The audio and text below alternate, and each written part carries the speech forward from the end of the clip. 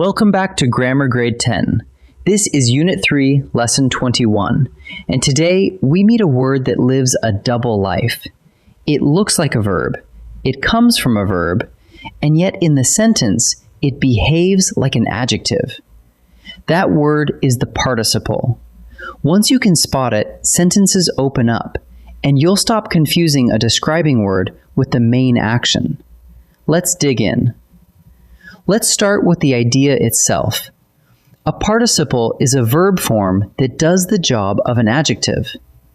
Look at the running water. Running comes straight from the verb run. But here it isn't telling us what the water does. It's describing which water we mean. The same goes for the broken window. Broken comes from break, yet it describes the window exactly the way old or dusty would. So the shape is a verb, but the work is an adjective's work. Verb form, adjective job. Hold on to that. Participles come in two flavors. The first is the present participle, and it is easy to spot because it always ends in ing.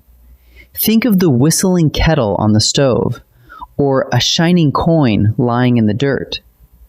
Whistling and shining both wear that ing ending, and both are describing a noun. Now a whole sentence. The barking dog woke the neighbors. Barking ends in ing, and it tells us which dog we mean. The barking one, not the quiet one asleep on the porch. That is an adjective's job. So any ing form that describes a noun is a present participle. The second flavor is the past participle. These usually end in ed, like polished or startled, and a good handful end in en, like frozen, broken, or torn. Picture a polished floor gleaming in the hallway, or the frozen lake in the middle of January. Now the sentence. The startled deer bolted into the trees. Startled describes the deer. It tells us which deer we mean, the startled one. And notice the flavor of a past participle. The noun has received the action. The floor was polished. The lake was frozen. The deer was startled. Now let's grow the participle into a phrase. Listen to this. Startled by the thunder, the dog bolted. The participle is startled, but it drags along three more words. By the thunder. And the whole group travels together. That whole group is a participial phrase. The participle plus the modifiers it needs to finish its meaning. So which noun is the phrase describing? The phrase modifies the dog. It tells us what kind of dog we are looking at. A startled one. Here is another. The cat, frightened by the vacuum, hid. That phrase sits right beside cat and describes it. So no matter how long the phrase grows, it still acts as one single adjective. Here is the trap, and I want you to see it clearly. The very same ing word can be a participle, or it can be part of the main verb. It all depends on the job it is doing. Sentence 1. The water is running. Here, running is not describing anything. It teams up with is to build the verb phrase, is running. And that is what the water does. Sentence 2. The running water soaked my shoes. Same word, completely different job. Running is not telling us what the water does. It is telling us which water, the running kind, and that is an adjective. So ask one question. Is there a helping verb like is, was, or were holding hands with it? If yes, it belongs to the verb. If not, and it describes a noun, you have a participle. One more piece, and this one is about punctuation. When a participial phrase comes at the start of a sentence, you follow it with a comma. Listen. Racing down the hallway, Mia dropped her books. The phrase racing down the hallway opens the sentence, so a comma steps in right after hallway, before we ever reach Mia. That little mark shows the reader where the description ends and the main sentence begins. Here is another. Covered in mud, the puppy grinned at us. The comma lands right after mud.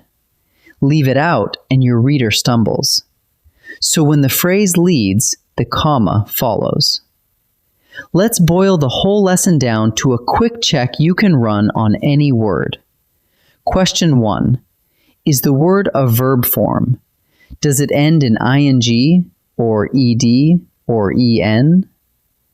Question 2. Is it describing a noun or a pronoun? If it is, you have a participle, doing an adjective's work. Question 3. Does a helping verb, like is or was, have hold of it? If so, it belongs to the main verb, and it is not a participle at all. And one last reminder. If the phrase leads off the sentence, put a comma after it. Ready to practice? In this first set, I'll give you a sentence with an ing or ed word in it. You decide, is that word a participle, working as an adjective, or is it part of the main verb? Pause the video and choose before I reveal each answer. The howling wind rattled the shutters. Where is the main verb? Rattled. That's what the wind did. So howling isn't the action, it's telling us which wind, the howling one. No helping verb, and it describes a noun.